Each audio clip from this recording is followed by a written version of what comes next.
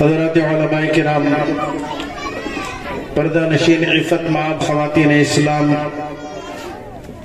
محترم دوستو بزرگوں، آج جو یہ اجلاس جس عنوان پر منعقد کیا گیا ہے بڑا حساس، بڑا ضروری، بڑا بنیادی اور بہت ہی اہم ترین عنوان ہے تحفظ ختم نبوت۔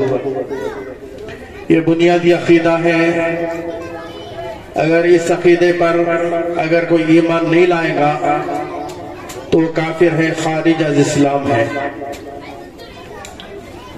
قرآن پاک میں بے شمار جگہوں پر اللہ تبارک و تعالیٰ نے اللہ کے نبی علیہ السلام کے ختم نبوت کے سلسلے میں بیان کیا۔ میں نے دو آیتیں آپ حضرات کے سامنے تلاوت کی ہیں۔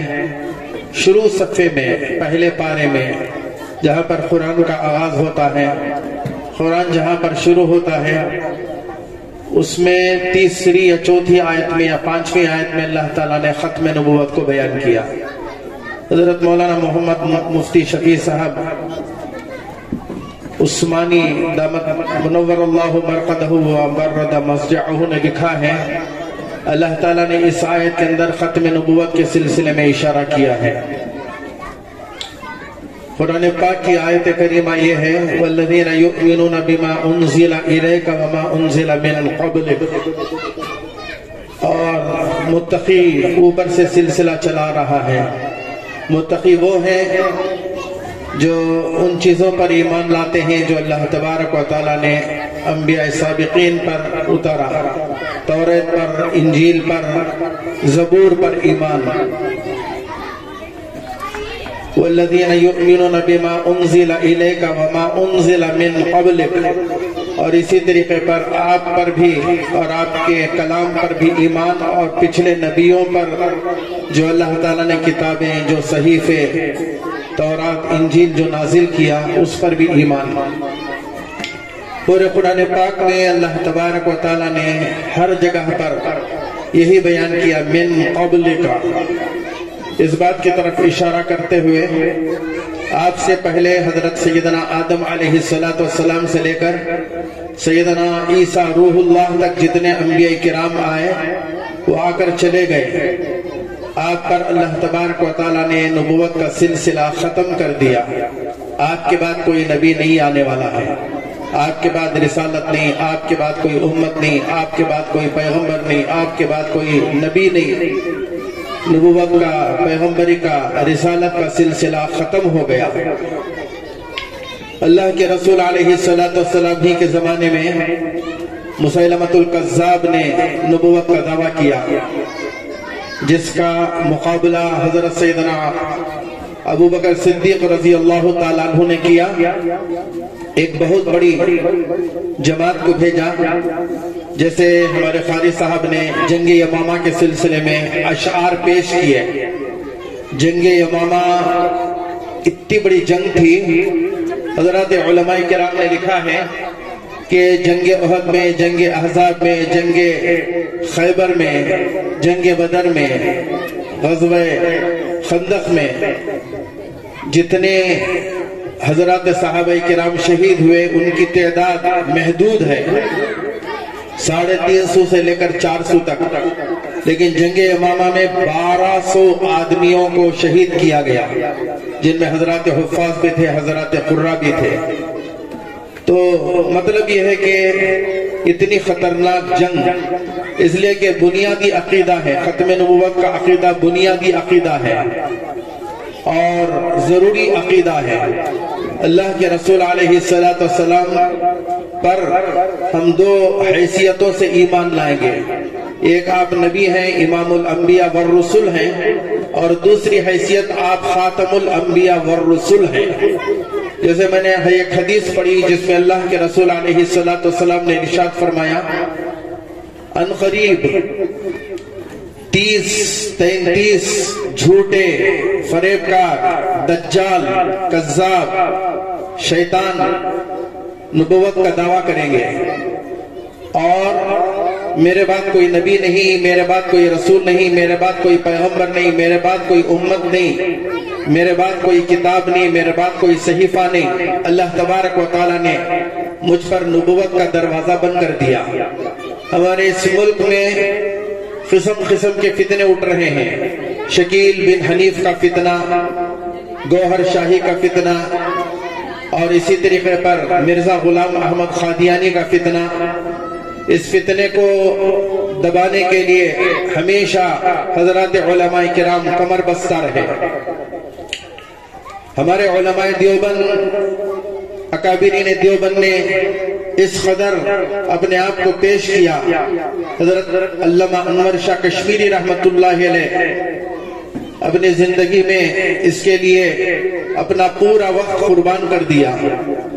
بھاولپور کا مقدمہ ہمارے سامنے موجود ہے، اور اسی طریقے پر حضرت کی کوشش، حضرت کی کاوش، حضرت کی محنت، حضرت کی قربانی، حضرت کی دوڑ دھوپ، حضرت کی عرق ریزی۔ میں زیادہ وقت نہیں لوں گا۔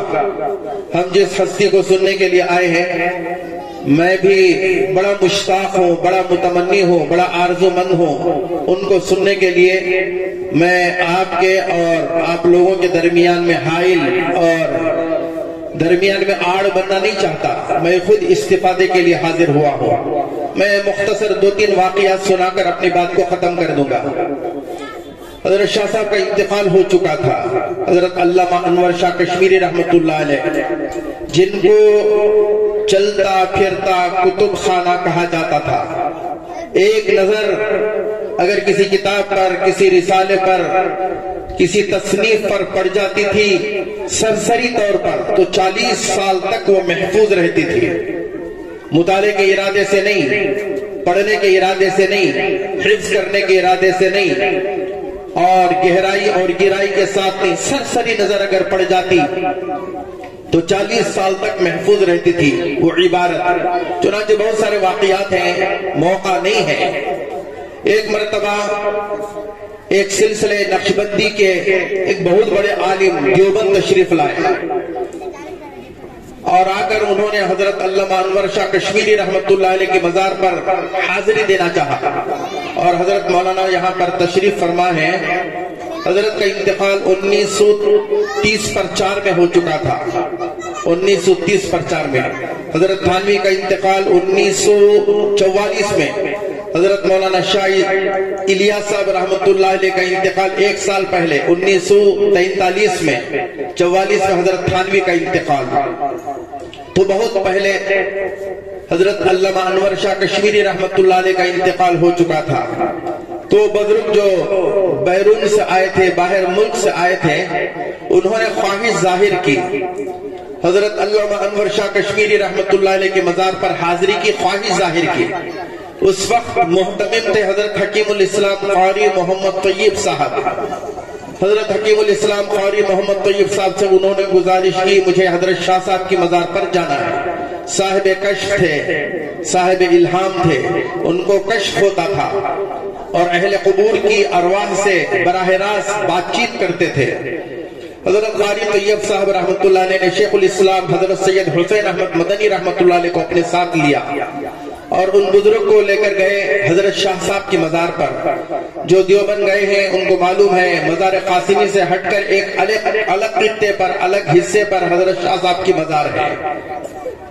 تو حضرت کی مزار پر جا کر بہت دیر تک وہ بزرگ سلسلے نقشبندیہ کے مراقب ہوئے، اور اس کے بعد اپنا جو کچھ پڑھنا تھا پڑھا، ایصال ثواب کیا، اور واپس تشریف لائے۔